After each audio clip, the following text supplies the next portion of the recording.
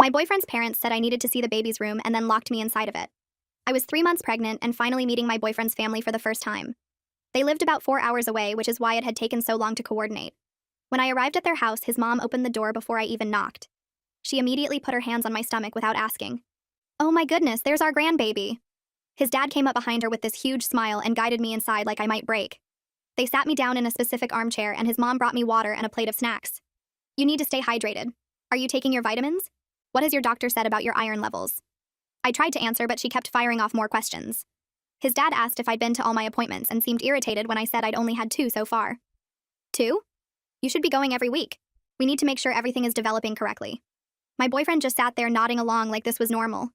During dinner, his mom watched every single bite I took. "You need more protein. The baby needs protein for brain development." She piled more chicken onto my plate even though I said I was full. His dad asked detailed questions about my family medical history that felt way too invasive for a first meeting. After dinner, his mom stood up and clapped her hands together. "We have something special to show you. We've prepared the perfect room for you and the baby." They led me to a door I thought was a closet, but it opened to stairs going down to the basement. I followed them down expecting to see a cute nursery they'd decorated. Instead, there was a bedroom with a single bed, a mini fridge, a small bathroom, and one tiny window near the ceiling with bars on it. Medical equipment was set up next to the bed, including a fetal heart monitor and an IV stand. His mom gestured around proudly. "This is where you'll stay for the rest of your pregnancy. We can monitor you properly here and make sure nothing happens to our grandbaby." I laughed because I thought she was joking. Nobody laughed back. I looked at my boyfriend and he was staring at the floor. "I'm not staying in your basement. I have a job and an apartment and a life." His dad stepped between me and the stairs. "Your job has been notified that you're taking medical leave for the pregnancy. We had your boyfriend call them yesterday." I felt my stomach drop. I looked at my boyfriend again. What is he talking about? He finally looked up. "They just want to help. You've been so stressed and not eating right and missing appointments." I told them this was completely insane and I needed to leave right now. His mom grabbed my hands. "Sweetheart, you're not taking this pregnancy seriously enough.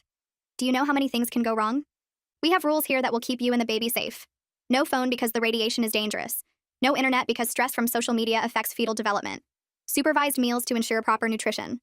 Daily health monitoring. No visitors who might bring germs." I yanked my hands away and tried to push past his dad, but he grabbed my shoulders. "Don't make this difficult. We're doing this because we love that baby." I shoved his dad hard and tried to run up the stairs, but my boyfriend blocked the way.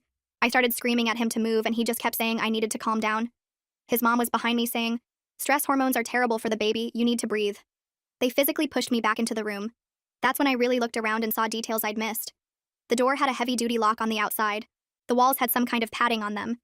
There was a camera mounted in the corner of the ceiling. This wasn't just a room they'd prepared. This was a cell they'd built. The window was too small and too high to climb through. His mom opened the mini fridge to show me rows of pre-made meals in labeled containers. "We'll bring you fresh food 3 times a day. A doctor will come every week to check on you. You'll have everything you need and the baby will be perfectly safe." I was crying and begging them to please just let me go. I told my boyfriend I would call the police the second I got out. He looked at me with this weird, calm expression. "They won't believe you. We'll tell them you're having a mental health crisis from pregnancy hormones and we're keeping you safe until you stabilize." His mom nodded. "We did this with your boyfriend's brother and his wife 5 years ago. She fought at first too, but by the end she understood. Their baby was born completely healthy." I felt like I was going to throw up. They all started backing toward the stairs. I rushed forward, but his dad shoved me hard and I fell backward onto the bed. His mom blew me a kiss from the doorway. "Get some rest, sweetheart. You're going to need your energy. We're all so excited to take care of you." The door closed and I heard the lock slide into place with a heavy metal sound that echoed through the basement. I threw myself at the door and grabbed the handle, pulling and twisting with everything I had. It didn't move at all. The lock was heavy and solid, the kind you'd see on a commercial building. I pounded on the door with both fists until my hands started to hurt. Then I tried to find a weak spot, running my fingers along the edges where the door met the frame. Nothing gave. The door was metal and fit perfectly into the frame with no gaps I could pry at. I looked around for something to use as a tool, but the room was almost empty. I grabbed the chair from next to the bed and swung it at the door handle. The chair broke into pieces and the handle didn't even scratch. My hands were shaking and my throat felt raw from screaming, but I kept trying. I kicked at the door over and over until my foot throbbed. The camera in the corner just watched me the whole time, its little red light blinking. They were probably upstairs right now watching me fall apart and feeling good about themselves. After what felt like forever, I stopped and looked up at the window. It was my only other option. I dragged the broken chair pieces over and stacked them to climb up. The window was smaller than I thought when I got close to it. The glass looked thick and had wire running through it. I pushed against it, but it wouldn't budge. The bars on the outside were welded right into the concrete wall. I could see them going deep into the foundation on both sides. Even if I somehow broke the glass, the opening was maybe 12 inches wide. I couldn't fit through that, even if I tried. I pressed my face against the glass and looked up. There was a metal grate covering the window well outside, and it had a padlock on it. I was completely trapped. My legs felt weak, and I climbed back down. The chair pieces scattered across the floor when I kicked them. I walked over to the mini fridge because I needed to see what they'd actually prepared. When I opened it, the light came on and showed rows of plastic containers stacked neatly on every shelf. Each one had a label written in his mother's handwriting. Monday breakfast, Monday lunch, Monday dinner. The dates went on for weeks. I pulled one out and saw the full nutrition information listed below the date. Protein 28 grams, carbs 45 grams, fat 12 grams, vitamin C 100%. She'd planned out every single meal like I was some kind of lab experiment.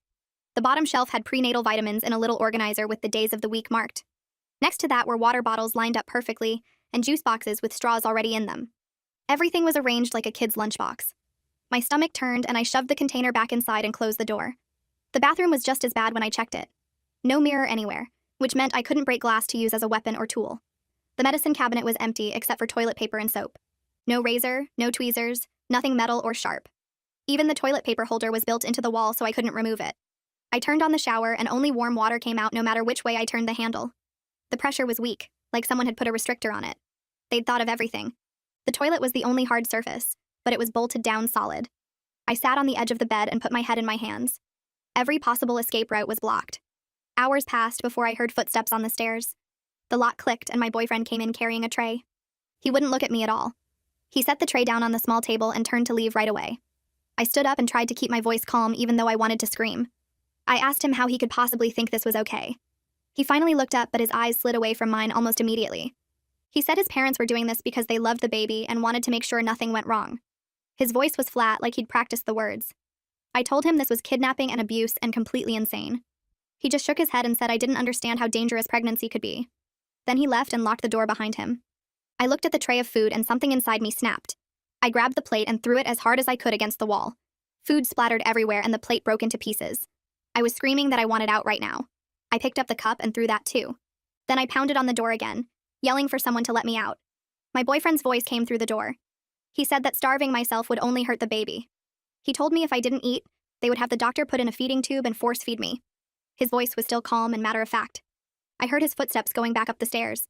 I slid down the wall and sat on the floor surrounded by broken dishes and food. My whole body was shaking. That night I couldn't sleep at all. I lay on the bed staring at the ceiling and listening to every sound from upstairs. Footsteps walked across the floor above me every 20 or 30 minutes. At first I thought it was just someone getting up to use the bathroom, but the pattern was too regular. The steps would walk from one end of the house to the other, pause, then walk back. After a few hours I realized what was happening. They were taking turns watching the camera feed. Someone was always awake making sure I didn't try anything. The footsteps came like clockwork all through the night. I counted them to stay sane. By the time light started coming through the small window, I'd counted over 40 trips across the ceiling. Morning came and I heard someone coming down the stairs. His mother unlocked the door and came in with another tray. She had the same big smile on her face like nothing was wrong. She looked at the food dried on the wall and the broken dishes on the floor. She made a comment about how I'd redecorated the place. Her voice was cheerful, like she was joking with a friend. She set the new tray down and said she'd bring me cleaning supplies after I ate breakfast. She acted like I was a guest at her house instead of a prisoner in her basement. I just stared at her.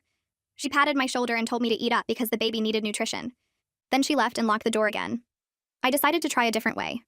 When she came back with the cleaning supplies, I spoke calmly and asked her to explain what she thought this would accomplish. I told her this was kidnapping and she would go to prison for it. She set down the bucket and mop and came over to me. She took my hand and patted it like I was a confused child. She said that concerns like mine always went away once the baby was born healthy. She told me I would understand eventually just like the others did. Her voice was so sincere and kind that it made everything worse. She actually believed she was helping me. I pulled my hand away and she just smiled and told me to clean up when I was ready. She went back upstairs humming to herself. That afternoon, I heard multiple people coming down the stairs. His mother unlocked the door and came in first.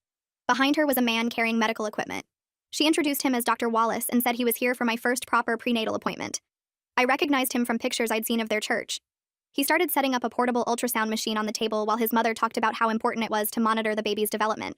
I backed into the corner as far from them as I could get. I told them I wasn't letting anyone touch me. Dr. Wallace didn't even look up from his equipment. He just kept arranging his tools like I hadn't spoken. His mother's smile finally dropped a little and she called up the stairs for his father. I heard heavy footsteps coming down and knew this was about to get much worse. His father came through the door and walked straight to me without saying anything. I tried to back away, but there was nowhere to go in the small room. He grabbed my arms and pushed me down onto the bed, holding my shoulders against the mattress with his full weight. I kicked and twisted, but he was too strong and Dr. Wallace moved in with his equipment like this was a normal appointment. His mother stood by the door watching with her arms crossed. I screamed for them to stop, and his father pressed down harder, making it difficult to breathe. The doctor pulled up my shirt and squeezed cold gel onto my stomach without warning. I was crying and begging them to please just let me go, but nobody responded. Dr. Wallace moved the ultrasound wand across my skin and stared at the small screen he'd set up on the table. He made notes on his clipboard between checking the monitor. His mother asked if everything looked good, and he nodded without looking up. The whole examination took maybe 10 minutes, but it felt like hours with his father's hands digging into my shoulders. When the doctor finally stepped back, his father let go, and I curled onto my side, sobbing. Dr. Wallace wiped off his equipment and packed it away in his bag. His mother came over and tried to pat my head, but I jerked away from her. The doctor told them the baby appeared healthy based on the measurements and heartbeat. Then he said my stress levels were concerning for fetal development and could cause problems if they continued. His mother nodded like this confirmed everything she'd been saying. She told the doctor that's exactly why they needed to keep me calm and controlled here, where they could monitor everything properly. Dr. Wallace agreed and said he'd check on me again next week. They all left and locked the door, and I stayed curled on the bed shaking. The next 2 days I barely moved except to use the bathroom and pick at the food they brought. But I was watching everything. I studied every inch of that room looking for any weakness I could use. The padding on the walls was thick industrial material bolted straight through to concrete behind it. I tried pulling at the edges, but the bolts were sunk deep and I couldn't get any leverage. The bed frame was metal and welded together, then bolted to the floor so I couldn't even slide it. The mini fridge was too heavy to lift and had no removable parts. The bathroom fixtures were all one piece installed into the walls. Even the toilet paper holder was recessed into the wall with no sharp edges. The small window had bars that were set into the concrete foundation, and the glass was reinforced with wire mesh inside it. The door was solid wood with metal reinforcement, and the lock was industrial grade on the outside. I counted the bolts holding the wall padding. I measured the room by walking heel to toe. I timed how long the light from the window lasted each day. I was looking for anything that could help me, but everything was built to keep someone trapped. On the third day, I noticed something about the camera mounted in the ceiling corner. It was positioned to see most of the room, but there was a small blind spot right where the bathroom door met the wall. If I stood pressed against that specific section of wall, the angle meant they couldn't see exactly what my hands were doing. It was maybe 2 feet of space, but it was something. I tested it by standing there and moving my hands while watching the camera lens. From that position, the doorframe blocked the view of my hands even though they could still see my body. I filed that information away and kept looking. His mother brought cleaning supplies that afternoon and told me the bathroom needed attention. I took the bucket and spray bottle and went in there, closing the door most of the way. I started scrubbing the toilet, and that's when I saw marks on the wall behind it. At first, I thought it was just dirt or damage, but when I looked closer, I realized they were scratches. Deliberate marks carved into the paint and drywall underneath. They were organized in groups of 5 with a line through each group. Tally marks. Someone had counted days here before me. My hands started shaking as I kept counting. 10 days. 20 days. 50 days. The marks went up the wall and continued onto the section behind the pipes. I had to twist around to see them all. 100 days. 150 days. 200 days. Then they stopped. I sat back on the floor staring at those marks and felt sick. Someone had been trapped in this room for over 200 days. His mother had said they did this with his brother's wife 5 years ago. This must have been her counting the days of her imprisonment. I kept cleaning, but my mind was racing. I moved the bed slightly to sweep under it, and that's when I saw more marks on the floor. These weren't tally marks, though. These were words carved deep into the wood beneath where the bed normally sat. The scratches were rough and uneven, like someone had used something small and not very sharp over many attempts. I had to get down on my hands and knees to read them in the dim light. Marilyn, if you fight, they hurt the baby. The letters were shaky and desperate looking. Each one had been carved multiple times to make it deep enough to read. I ran my fingers over the grooves and felt how much effort had gone into scratching this warning into the floor. Marilyn, his brother's wife. The woman his mother said eventually understood, and had a healthy baby. She'd been here in this exact room carving warnings to whoever came next. That night I heard someone coming down the stairs, and it wasn't his parents' footsteps. The lock turned and a younger guy came in carrying a dinner tray. He looked like a thinner version of my boyfriend with the same nose and chin. This had to be Gary, the brother. He set the tray on the table and turned to leave, but I spoke up before he could. I asked him directly about Marilyn and what happened to her here. He froze for just a second, and I saw something flash across his face. Then he recovered and turned back with a blank expression. He said she was fine now and their daughter was perfectly healthy, so I should trust the process like she learned to do. I asked him how long they kept her locked down here, and he said that wasn't important. What mattered was the baby being safe, and Marilyn understood that eventually. He left quickly after that and locked the door. But I'd seen his reaction when I said her name. He knew exactly what had happened in this room. I decided to change my approach. Fighting them wasn't working, and I needed time to figure out a real plan. The next morning, when his mother brought breakfast, I ate everything on the plate without arguing. I took the vitamins she handed me and drank the whole glass of water. She looked surprised but pleased. Over the next few days, I kept eating the meals and acting calmer. I stopped yelling when they came in. I answered their questions about how I was feeling. His mother started smiling more and talking to me like we were friends. She told me that acceptance was the first step toward a healthy pregnancy. She said once I stopped fighting reality, I would see they were only trying to help. I nodded and pretended to agree while my mind was working on what to do next. Dr. Wallace came back for another examination a week after the first one. This time I didn't fight or scream when his father came down with him. I lay on the bed calmly and let the doctor do his work. I asked questions about the baby's development and what the measurements meant. Dr. Wallace seemed relieved by my cooperation and actually answered some of my questions. He spent less time restraining me and more time explaining what he was seeing on the ultrasound. I watched carefully how he entered and exited the room. His father unlocked the door from outside and held it open while the doctor came down the stairs. The doctor always set his medical bag down near the door while he set up his equipment on the table. His father stood by the door the whole time watching. After the exam, the doctor packed up his equipment and picked up his bag and left first, while his father locked the door behind them both. The routine was consistent and predictable. During that examination, I noticed something I hadn't seen before. When Dr. Wallace set his medical bag down by the door, his phone was sticking out of the side pocket. It was a newer smartphone with a black case, and I could see the edge of it clearly from where I sat on the bed. The doctor never used it during the exam and didn't seem to check it. He just left it in his bag the whole time he was working. If I could get to that bag for even 30 seconds, I could call for help.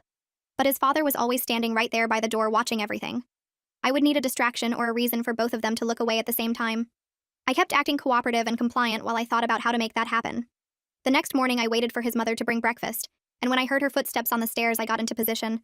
I doubled over on the bed and started moaning loud enough for her to hear through the door. The lock clicked and she came in carrying the tray like always, but stopped when she saw me curled up and clutching my stomach. I made myself cry and grabbed at my lower abdomen like something was really wrong. She set the tray down fast and came closer, but she didn't look scared like I hoped she would. Her face was concerned but calm and controlled. I begged her to please call an ambulance because something felt terrible with the baby, and the pain was getting worse. I made my voice sound panicked and desperate while I rocked back and forth on the bed. She pulled out her cell phone, but instead of dialing emergency services, she called someone else. I could hear the phone ringing on speaker, and then Dr. Wallace answered. His mother described my symptoms in this detached medical way, while she stayed between me and the door the whole time. She told him I was having lower abdominal cramping, and appeared distressed, and asked if he could come examine me right away. He said he would be there in 20 minutes, and she hung up. I kept up the act and kept crying that we needed to go to the hospital now because what if something was really wrong? She just patted my shoulder and said the doctor would be here soon and there was no need to panic. Those 20 minutes felt like forever, while I stayed curled up pretending to be in pain. When Dr. Wallace finally arrived, his father came down with him like before. The doctor examined me thoroughly with his equipment and checked the baby's heartbeat and pressed on my stomach in different places. After about 15 minutes, he stood up and told his mother that everything looked normal, and the baby's heartbeat was strong and steady. He said I was probably just experiencing regular pregnancy discomfort, combined with stress and anxiety. His mother thanked him and walked him back upstairs while his father stayed behind and stared at me with this knowing look. After they left, his father came closer to the bed and told me that was a stupid thing to try to. Now they knew I was still looking for ways to escape. He went back upstairs without another word and locked the door. The next day, his father came down with tools and a ladder.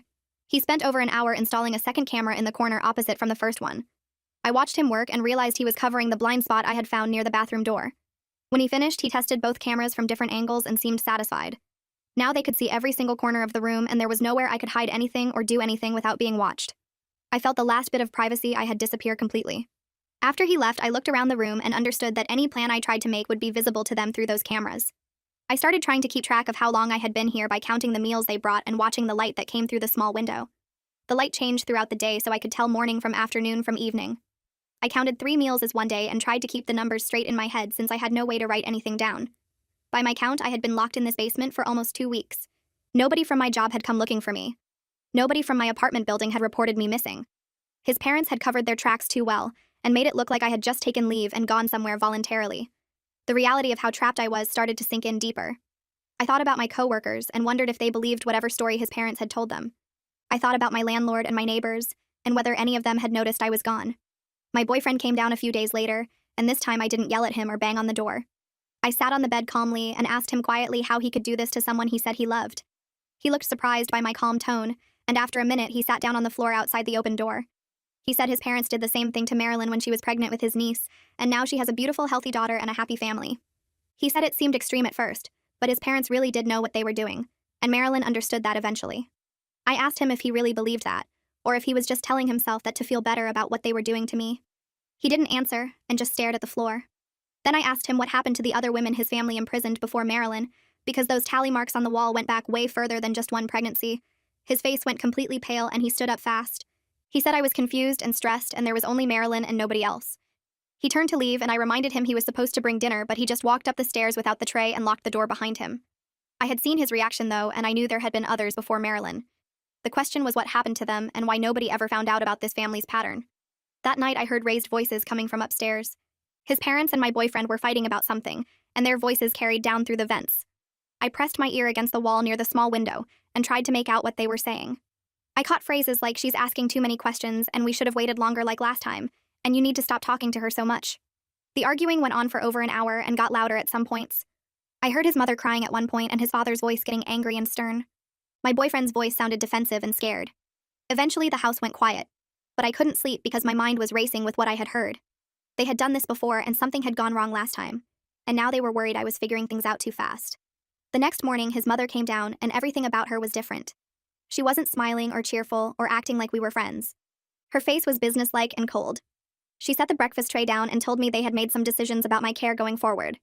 She said they decided to limit my interactions with the family because I was getting too emotional and asking inappropriate questions that were causing unnecessary stress. From now on, Dr. Wallace would handle all my medical care and daily check-ins, and my meals would be delivered through a slot they were installing in the door. She said this was for my own good, and would help me stay calmer and more focused on the baby's health. I started to argue, but she held up her hand and said the decision was final. She picked up the empty tray from yesterday and left without saying anything else. Workers showed up that same afternoon and I could hear them in the stairwell with power tools. His father came down first and stood in the doorway watching me while two men carried equipment down the stairs. They started cutting into the door and installing some kind of metal slot mechanism near the bottom. I tried to talk to them and asked them to please help me, and told them I was being held here against my will. They didn't react at all and just kept working like I wasn't even speaking. His father stood right there the whole time supervising, and the workers never looked at me or acknowledged anything I said. They finished the installation in about 30 minutes and tested the slot to make sure trays could slide through. Then they packed up their tools and left. His father examined their work and seemed satisfied.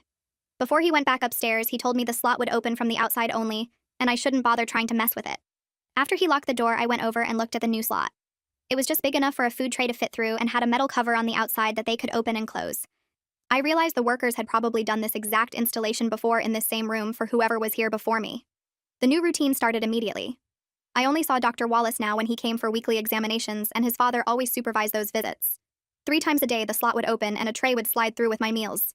I never saw who delivered them or heard any voices. The slot would close as soon as I took the tray and open again later when I put the empty tray back. The isolation was so much worse than when they used to come in and argue with me or try to convince me this was all for my own good. At least then I had human contact, even if it was with my captors. Now I only had the cameras watching me silently, and the meals appearing through the slot like I was an animal being fed in a cage. I started talking to myself just to hear a human voice in the room. I would narrate what I was doing or have conversations with myself about what to try next. Requested Reads is on Spotify now. Check out link in the description or comments. Sometimes I talked to the baby and told it I was sorry for bringing it into this situation, and promised I would find a way to get us both out safely. The 4th week started, and I had nothing left to do except watch Dr. Wallace during his visits. He came every 7 days like clockwork and always followed the same pattern. He set his medical bag on the floor next to the bed, always in the exact same spot about 2 feet from where I sat. Then he turned his back to me while he prepared the ultrasound equipment, arranging the gel and the wand and checking the monitor screen. Those 30 seconds when his back was turned became my entire focus. I started timing it in my head, counting the seconds until he faced me again. His phone stuck out of the side pocket of his bag, the black case visible against the brown leather. I could see the outline of it every time he set the bag down. If I could grab it fast enough and hide it before he noticed, I might have time to make a call later when he left. The camera would see me do it, but maybe I could move fast enough that his father wouldn't get down here in time to stop me. I knew it was a long shot, but it was the only shot I had. The days between his visits felt endless as I planned exactly how I would move, which hand I would use, where I would hide the phone in the 2 seconds before he turned around. I practiced the motion over and over in my head until I could see it perfectly. When he finally came for the next examination, I was ready. He walked in with his father right behind him like always and set his bag down in the usual spot. My heart was beating, so hard I thought they might hear it. He turned his back to set up the ultrasound and I lunged forward off the bed, my hand reaching for that side pocket. I got my fingers on the phone and started to pull it out, but he spun around faster than I expected. His hand clamped around my wrist and twisted hard, forcing my fingers open. The phone dropped back into his bag, and he kept twisting until I cried out and fell to my knees. He didn't say anything, just held my wrist in that painful grip while he reached into his pocket with his other hand and pressed something. His father came down the stairs within 2 minutes, and I realized the doctor had some kind of alert button. They didn't hit me or yell at me. His father just started removing things from the room in complete silence. He took the few items of clothing they'd given me from the small dresser. He took the extra blanket from the bed. He went into the bathroom and came back with the shower curtain, leaving the shower completely exposed. He even peeled back some of the padding from one section of wall, exposing the bare concrete underneath. The whole time, Dr. Wallace just stood there watching me with this disappointed expression, like I was a child who'd misbehaved. When his father finished stripping the room, they both left without saying a word. Now I had nothing except the bed frame, the thin mattress, the toilet, and the mini fridge. The room felt even more like a cell than before. I sat on the bare mattress and tried not to cry because I knew they were watching. Then I heard a crackling sound and his mother's voice came through the room, so clear it made me jump. I looked around trying to figure out where it was coming from, and finally spotted a small speaker mounted in the corner near the camera. I'd never noticed it before because it blended into the wall. Her voice sounded sad and disappointed, like she was talking to a troubled teenager. She said they were very disappointed in my behavior, and these privileges would be returned when I proved I could be trusted. She said they only wanted what was best for me and the baby, and my actions today showed I still wasn't taking this pregnancy seriously. The speaker crackled off and I was alone again with just the camera watching. 2 days went by with nothing but meals through the slot and silence. Then I heard footsteps on the stairs and my boyfriend appeared outside the door. I could see through the small window in the door that he'd been crying. His eyes were red and puffy and he kept wiping at his face. He sat down on the floor right outside the door and just looked at me for a minute without saying anything. Finally, he told me his parents were talking about keeping me here for the entire pregnancy, and maybe even longer. He said they wanted to make sure I'd bonded with the baby properly and wouldn't try to run once I gave birth. I asked him how he could possibly let them do this to me and to our baby. He started crying harder and put his head in his hands. He said he was scared of his parents and what they might do if he tried to help me. He said they'd always been this way, controlling every part of his and Gary's lives. He told me that when Gary tried to leave with Marilyn before their daughter was born, his parents threatened to report them both for kidnapping the baby. They said they'd tell the police that Gary and Marilyn were unstable and dangerous and trying to take their grandchild away from them. Gary backed down because he was terrified of losing his daughter completely. I watched my boyfriend cry and felt nothing but anger toward him. He was a coward who'd helped trap me here and now he was crying about being scared. But then he did something I didn't expect. He looked around carefully like he was checking if anyone was listening, then pulled a folded piece of paper from his pocket. He slipped it under the door quickly and told me in a whisper that Marilyn sometimes visited with their daughter. He said she might be able to help me somehow. Then he got up and left before I could ask him anything else. I grabbed the paper and unfolded it. It had a phone number written on it and a note in his handwriting that said this was Marilyn's number, and she understood what I was going through. I looked at the camera and knew they'd seen him pass me the paper if they were watching. I had to hide it somewhere they wouldn't find. I folded it up as small as I could and tucked it into my underwear, the only place they'd never searched.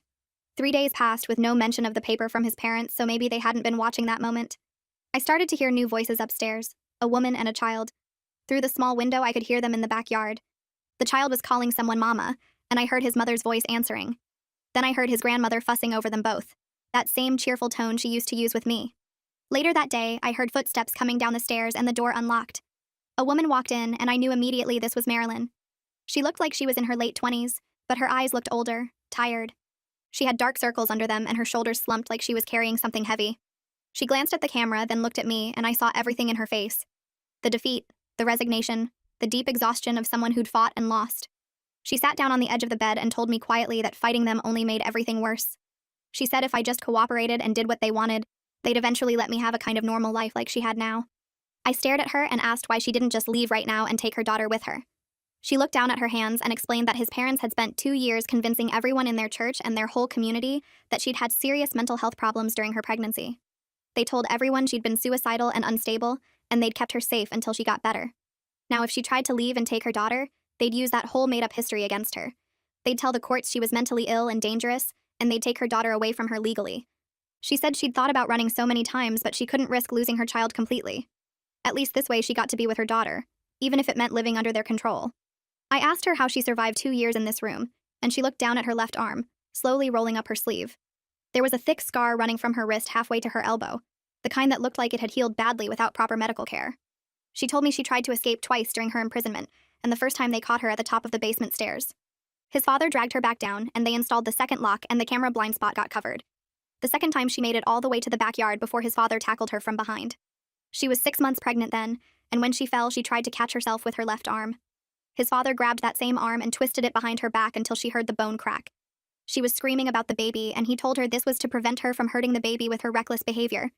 They didn't take her to a hospital because that would raise questions. Instead, they had Dr. Wallace come set the bone in the basement, and she spent the rest of her pregnancy with her arm in a cast that the doctor changed every few weeks. After that, she realized survival meant submission, because they would hurt her in ways that didn't threaten the baby directly. She pulled her sleeve back down, and I could see her hand shaking. Before she left, she moved closer and whispered that my only real chance was if someone from outside noticed I was missing and investigated. She said once you're inside their system, they have too much control and too many lies already established. They've spent years building relationships with their church and their community, and everyone believes they're devoted grandparents who would never hurt anyone. She squeezed my hand hard, and her eyes filled with tears. She said she was sorry she couldn't help me more, but if she tried, they'd take her daughter away, and she couldn't lose her baby. Then she stood up and walked to the door and knocked twice.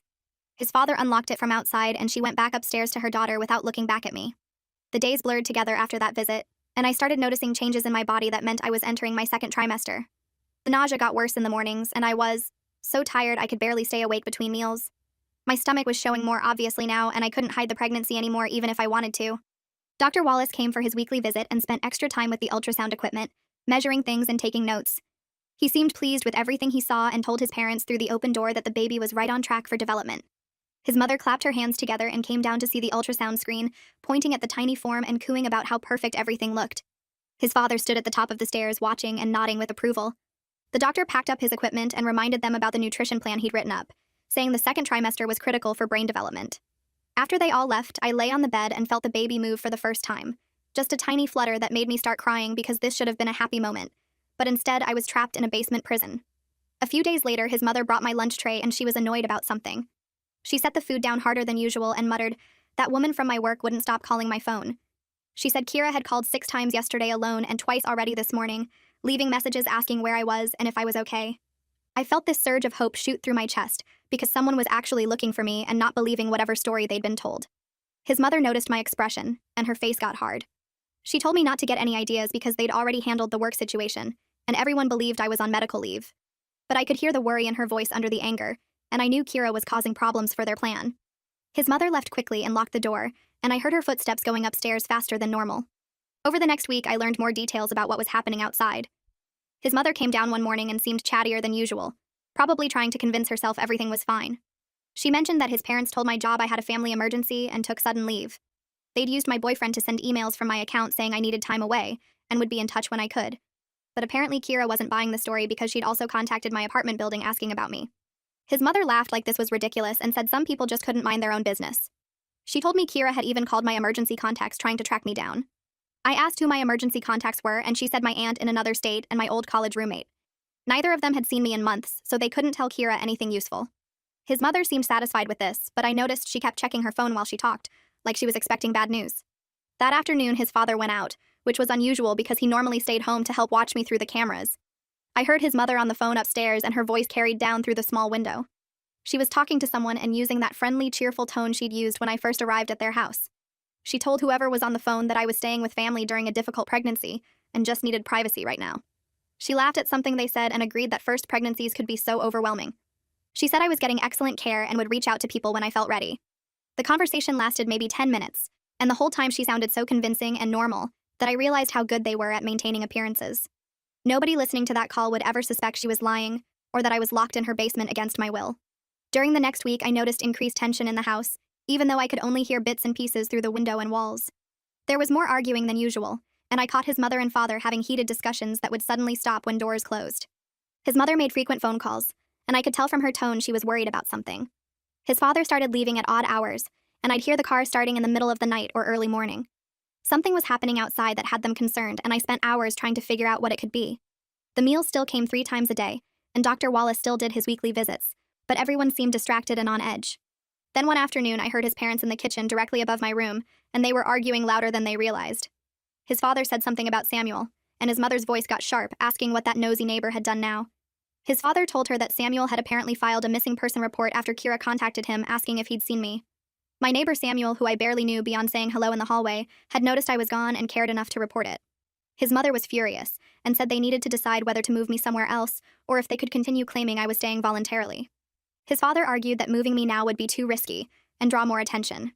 They went back and forth about what story to tell if police came asking questions. His mother insisted they could handle it the same way they'd handled concerns about Marilyn years ago. Nobody had suspected anything then, and nobody would suspect anything now. 2 days later, I heard a car pull up outside, and then a woman's voice I didn't recognize at the front door. She was asking questions about when they'd last seen me and whether I was currently staying with them.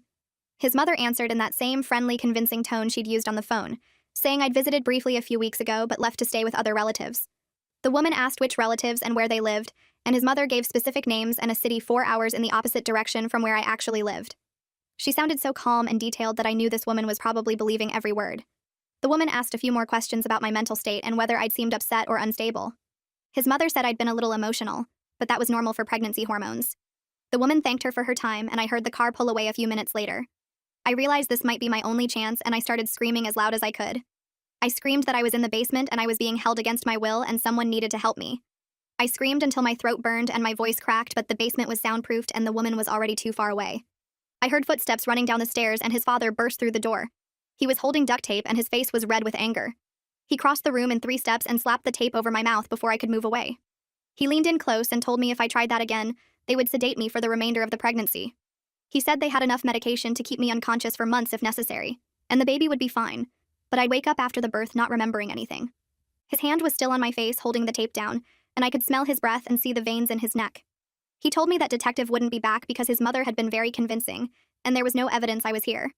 Then he turned and walked out, locking the door behind him, and leaving me with the tape stuck to my mouth and tears running down my face. I stayed quiet after that, my heart still racing from screaming and the tape still stuck over my mouth. The adhesive burned my skin and I could taste something chemical on my lips. Hours passed and I heard them moving around upstairs, normal household sounds like they weren't keeping someone prisoner in their basement. Eventually his mother came down and ripped the tape off without warning. The pain made my eyes water, but I didn't make a sound. She handed me a bottle of water and told me to drink it slowly, because dehydration was bad for the baby. I took the water because my throat hurt so much from screaming earlier. She watched me drink the whole thing before taking the empty bottle back and leaving without another word. 2 days went by with the same routine. Meals through the slot 3 times a day. The camera watching everything I did. No voices except the occasional footsteps overhead. Then on the 3rd morning, I heard a car pull up outside and a woman's voice at the front door again. It was that detective from before. I could tell by the tone even though I couldn't make out the words. His mother answered, and this time her voice sounded different, higher and faster than before. The detective was asking more questions, and I heard her say something about the basement. His mother said it was renovated and wasn't safe to go down there. The detective kept pushing, and his mother's voice got more strained as she made excuses. They went back and forth for several minutes before I heard the detective's car door close and the engine start up. But something felt different this time. The detective didn't believe her. I sat on the floor after they left and realized this might be my last chance before they moved me somewhere else. I needed to leave proof I was here in case someone did search the house. I went into the bathroom and got down on my knees behind the toilet where I'd found Marilyn's message scratched into the wall. My fingernails were already short, but I picked the longest one and started scratching into the painted concrete. The paint came off in tiny flakes and the concrete underneath was rough and hard. I pressed down as hard as I could and dragged my nail across the surface. It hurt, and my fingertips started bleeding, but I kept going. I scratched my full name first, then the date as best as I could remember it. Then I added the words, help, imprisoned, and pregnant, in capital letters. My fingernail cracked halfway through and the pain shot up my finger, but I switched to another nail and kept scratching. It took almost an hour to get all the words visible enough to read. When I finished, my fingers were bleeding and shaking, but the message was there next to Marilyn's old one. 2 women marked on the same wall years apart. That night I heard yelling upstairs louder than before. His parents were fighting, and I could make out some of the words through the ceiling. His father's voice was angry, and his mother sounded like she was crying. I pressed my ear against the door and caught pieces of their argument. His father said something about solving the problem permanently. His mother was saying she couldn't do that again. I heard my boyfriend's voice join in, yelling that they promised no one would get hurt this time. The word again and this time stuck in my head. There had been others before Marilyn, women who didn't survive whatever this family did to them. My hands went cold and I backed away from the door. The fighting continued for another hour before the house went quiet. The next morning, I heard the lock turning earlier than usual. His mother came down the stairs and she looked different, her face tight and her movements quick. His father was right behind her and he was carrying something. His mother had a syringe in her hand and she wouldn't look at me directly. She said they were going to give me something to help me sleep and then move me to a different location where I would be safer. Her voice was shaking as she talked. His father moved to block the door and I saw the syringe more clearly now. It was big and full of clear liquid. I knew if they injected me with that and moved me somewhere else, no one would ever find me. This wasn't about keeping me safe. This was about making me disappear. I didn't think or plan what happened next. His father stepped toward me and I kicked him as hard as I could right in the knee.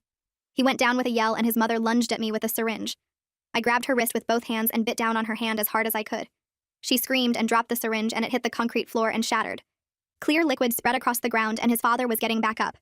His mother was holding her bleeding hand and his father's face was red with anger. He came at me fast and backhanded me across the face. The force knocked me sideways and my head hit the metal bed frame. Pain exploded through my skull and everything went blurry for a second. I tasted blood in my mouth and my vision was spotty, but I stayed conscious. Through the ringing in my ears, I heard new sounds upstairs. Car doors slamming, multiple voices, someone knocking hard on the front door. His father froze and his mother's eyes went wide. A woman's voice called out that this was the police and they had a warrant to search the property. It was the detective. She had come back. His parents looked at each other and his father ran for the stairs. His mother was trying to clean up the broken syringe with shaking hands. She kept looking at the blood running down my face from where I hit the bed frame. She grabbed my shoulders and her voice was desperate now. She told me I had to say I came here willingly, that they were just helping me through a difficult pregnancy, that everything was fine. Upstairs, I could hear the detective demanding to see the basement. His father's voice was loud, saying the warrant didn't cover that area. There was a commotion and something crashed. Then I heard footsteps on the basement stairs. Multiple people coming down fast. His mother was still trying to wipe up the blood on the floor with her sleeve. The lock turned and the door swung open. Detective Herrera stood in the doorway with 2 other officers behind her. She looked at the room and took in everything in one sweep. The camera in the corner, the locks on the outside of the door, the bars on the window, the medical equipment, the blood on my face and the floor. My face must have shown everything because she didn't ask any questions. She pulled out her radio and called for medical assistance immediately. His mother started talking fast, trying to explain, but the detective cut her off and told her she was under arrest. One of the officers moved forward with handcuffs and his mother was crying now, saying they were just trying to protect the baby. His father tried to run. I heard shouting from upstairs and then the back door slamming. Through the tiny window, I saw him running across the backyard, but 2 officers were already there. They tackled him into the grass and he fought, but they got the cuffs on him within seconds. My boyfriend was found hiding in his car in the garage. They pulled him out and arrested him too. All 3 of them were taken away in separate police cars while I was still sitting on the basement floor. My head was pounding and I couldn't quite process that this was actually happening. That someone had found me. That I was getting out. The paramedics came down the basement stairs right behind the detective and I was still sitting on the floor where his parents had left me. My whole body was shaking so hard I couldn't make it stop. One of them knelt down next to me and started asking questions about where I was hurt and how far along I was in the pregnancy. I tried to answer, but my teeth were chattering and the words came out wrong. The other paramedic opened a big medical bag and pulled out equipment while the first one kept talking to me in this calm, steady voice. They checked the cut on my head where I'd hit the bed frame and cleaned the blood off my face with gauze that stung. One of them pulled out a fetal heart monitor and asked if they could check on the baby. I nodded and lifted my shirt. The cold gel made me flinch, but then I heard the heartbeat through the speaker, fast and strong, and the paramedic smiled at me. He said the baby sounded good, and that I was safe now. They wrapped a blanket around my shoulders, even though I wasn't cold, and helped me stand up. My legs were wobbly, and one of them had to hold my arm to keep me steady as we went up the basement stairs. The house looked different now, with police officers everywhere taking pictures and writing things down. Detective Herrera was talking into her radio about needing more units and a crime scene team. They loaded me into the ambulance and one paramedic stayed in the back with me while we drove. He kept checking my blood pressure and asking me questions about pain and dizziness. The ride felt long, but he told me we were going to the hospital where they could do a full checkup and make sure everything was okay with me and the baby. The emergency room was bright and busy with people moving fast in every direction. A nurse took me to a private room and helped me change into a hospital gown. She was gentle when she touched my arm and asked if I needed anything for pain. More people came in to examine me. A doctor who looked at the cut on my head and said I might have a small concussion. Another nurse who took my blood pressure and temperature. They asked me to describe what happened, and I started talking, but then I couldn't stop crying. The nurse handed me tissues and rubbed my back while I tried to explain about being locked in the basement for weeks. She wrote everything down on a chart and told me they were going to document all my injuries for the police. They did an ultrasound, and I watched the screen showing the baby moving around. The doctor doing the scan said everything looked normal and the baby was measuring right for how far along I should be. She printed out pictures and handed them to me. A social worker came in after the ultrasound and sat down in the chair next to my bed. She introduced herself and said she worked with people who'd been through bad situations. She asked if I had family or friends who could help me, and if I had a safe place to go when I left the hospital. I told her about Kira from work, and she wrote down the information. She explained what would happen next with the police investigation, and the court process if charges were filed. She gave me papers with phone numbers for counseling services and victim support groups. Detective Herrera showed up a few hours later with a recording device and a notebook. She pulled up a chair and asked if I felt strong enough to talk about what happened. I said yes because I wanted them to know everything before his family could make up more lies. She turned on the recorder and I started from the beginning, from arriving at their house and meeting them for the first time. I told her about them locking me in the basement and refusing to let me leave. I described the medical equipment and the camera and the locks on the outside of the door. I explained about Dr. Wallace coming to do forced exams while his father held me down. I told her what his mother had said about doing this to Marilyn 5 years ago, and how I'd found the tally marks on the wall that went back even further than that. Detective Herrera asked specific questions about dates and times and exactly what each person had said and done. She wanted to know about the layout of the room and where everything was positioned. I described the scratched message I'd left behind the toilet, and she wrote that down. She asked about Marilyn and what his mother had said about her, and I repeated the part about how she'd fought at first, but eventually understood. The detective's face got tight when I said that, and she made a note about finding Marilyn and talking to her. I told her I thought there might have been other women before Marilyn based on how many tally marks I'd counted. She promised they were searching the house completely and would find any evidence that existed. The interview lasted almost 2 hours, and by the end, my voice was hoarse from talking. The police called Detective Herrera while I was still at the hospital to tell her what they'd found. She came back to my room and said they'd located my scratched message exactly where I'd described it. They'd found Marilyn's name carved there too, along with dates that matched what his mother had said about 5 years ago. The crime scene team had pulled up some of the floorboards in the basement room and discovered things hidden underneath. There were medical records for at least 2 other women with different names and dates going back almost 20 years. They found photographs and documents that his parents had kept, probably as some kind of sick record of what they'd done. The detective said the investigation was getting bigger as they realized this family had been doing this for possibly decades. She asked if I could think of anything else that might help them find the other victims, or figure out what had happened to them. I told her about the conversation I'd overheard between his parents about solving problems permanently, and his mother crying that she couldn't do that again. Detective Herrera wrote it all down and said they were going to search the property thoroughly, including the yard and any other buildings. She told me more officers were being assigned to the case and they were looking into missing person reports from the area over the past 30 years. They brought Marilyn in for questioning the next day, and I heard about it from Detective Herrera when she came to update me. Marilyn had broken down during the interview and finally told the truth about her imprisonment. She described being locked in that same basement room for 2 full years while she was pregnant and after the baby was born. She said they'd controlled everything about her life during that time, what she ate and when she slept, and how she took care of the baby. They'd convinced everyone in their church community that she had serious mental problems and needed their help. She was scared of losing her daughter if she told the truth because his parents had spent years building a story about her being unstable. The detective assured her that she was a victim and not going to be charged with anything. Marilyn gave them details about the routine his parents had followed and the rules they'd enforced. She confirmed that Dr. Wallace had been involved in her imprisonment too, doing medical exams and helping his parents monitor her pregnancy. She said Gary had known what was happening but had been too afraid of his parents to help her escape. The detective told me Marilyn was getting her own lawyer and counseling services to help her figure out what to do next. Gary got arrested the same week as his parents, but his charges were different. The district attorney was treating him as an accessory to Marilyn's imprisonment since he'd known about it and done nothing to stop it. Gary's lawyer was claiming he'd also been manipulated and controlled by his parents his whole life. The DA was building cases against all of them for kidnapping, false imprisonment, assault, and conspiracy. His parents were facing the most serious charges because they'd planned and carried out multiple kidnappings over many years. My boyfriend was looking at major time too since he'd helped plan my kidnapping and had actively participated in keeping me locked up. The prosecutor assigned to the case called me to explain what charges they were filing and what the process would look like. She said his parents could get 20 to 30 years each if convicted on all counts. My boyfriend might get 10 to 15 years depending on how much cooperation he provided. Gary might get a reduced sentence if he testified against his parents and helped the investigation. Dr. Wallace's medical license had been suspended immediately, and he was facing his own criminal charges for his role in the forced medical exams and the conspiracy. They moved me to a safe house 3 days after I got out of the hospital, because Detective Herrera said the family had connections in their church community who might try to intimidate me or interfere with the investigation. The safe house was in a different part of the city in a regular neighborhood where nobody would think to look for me. A victim advocate stayed there with me and helped me get set up with new clothes and basic supplies since I didn't have anything from my apartment. Kira came to visit as soon as they told her where I was. She walked in and immediately started crying and hugging me. She said she'd known something was wrong when my emails didn't sound like me at all. She'd tried calling my phone over and over, and when my boyfriend answered and gave her weird excuses, she'd gotten more suspicious. She'd contacted my apartment building and my emergency contacts trying to find me. She'd even driven to my apartment and talked to my neighbors about whether they'd seen me. Kira brought me things from my apartment that the police had retrieved after getting my boyfriend to give them access. She stayed for hours just sitting with me and listening to everything that had happened. Samuel, my neighbor from the apartment building, had been the one to file the official missing person report that got Detective Herrera involved. He told police he'd seen my boyfriend loading my car with my belongings the day after I disappeared. He'd watched him drive my car away and thought it was strange since I'd never mentioned moving or going anywhere. When Kira had come around asking questions, Samuel had put the pieces together and called the police. His testimony helped prove that the kidnapping had been planned ahead of time and wasn't just a sudden thing. The police had found my car parked at a storage unit his parents owned, filled with my stuff from the apartment.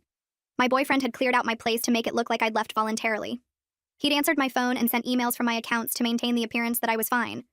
All of that evidence was helping build the prosecutor's case that this was a planned kidnapping, and not a family trying to help someone with mental problems like his parents were claiming. The prosecutor kept me updated as the case moved forward over the next several weeks. She explained that his parents were facing 20 to 30 years each on multiple counts of kidnapping, false imprisonment, and assault. My boyfriend was looking at 10 to 15 years for his role in planning and executing my kidnapping. Gary might get a reduced sentence, maybe 5 to 8 years, if he cooperated fully and testified against his parents. Dr. Wallace was facing his own criminal charges, and the medical board was moving to permanently revoke his license. The prosecutor said they were also investigating the other cases from years ago and trying to identify the other women who'd been held in that basement. She warned me that the trial process would take a long time, probably over a year, and I'd have to testify about what happened. She connected me with a victim advocate who would help me through the court proceedings and make sure I understood what was happening at each stage. I had to make a decision about the pregnancy, and it took weeks of counseling before I felt ready to choose. The therapist they connected me with helped me work through all the complicated feelings about carrying a baby that was connected to such a horrible experience. Part of me wanted to end the pregnancy and try to move on from everything that had happened. But another part of me felt like the baby wasn't responsible for what his family had done. After a lot of thinking and talking with a therapist, I decided to continue the pregnancy with proper medical care and support. I wanted to reclaim this experience and do it on my own terms with doctors I chose and in a place where I felt safe. The Victim Services Program helped me find an obstetrician who specialized in working with trauma survivors. I started going to regular appointments where I could ask questions and make my own choices about my care. It felt completely different from the forced exams in that basement, and slowly I started to feel like my body and my pregnancy belonged to me again instead of to his family. 4 months later, I was living in a small apartment 3 states away under a name that wasn't mine. The Victim Services Program helped me move and get set up with everything I needed. I went to therapy twice a week with a woman who worked with people who'd been through bad things, and she helped me talk about what happened without feeling like I was going to break apart. Kira moved to the same city 2 months after I did because she said she couldn't stand being so far away when I needed help. She came over almost every day to help me get ready for the baby. We bought a crib together, and she helped me put it together in the nursery. She picked out tiny clothes and blankets and made sure I had everything on the list the doctor gave me. The obstetrician I saw now let me ask questions and never touched me without asking first. Every appointment felt different because I could leave whenever I wanted. The baby came on a Tuesday morning in my 7th month of freedom. The contractions started at home, and Kira drove me to the hospital. The nurses were kind and let me make all my own choices about the birth. When they put my daughter in my arms for the first time, I looked at the hospital room door standing open. I could walk through it whenever I wanted. Nobody would stop me or lock me in. The baby was healthy and perfect. I felt the weight of everything that happened pressing down on me. But I also felt something else starting to grow. The prosecutor called 2 days later to update me on the court cases. The trials would take years to finish completely. His parents might spend decades in prison. My boyfriend would be locked up for a long time too. And I was building a life where every choice about my body and my baby and my future belonged only to me. That was enough for right now. And that wraps things up. I like when stories carry small lessons you can actually use. If this one made you think, then it did its job.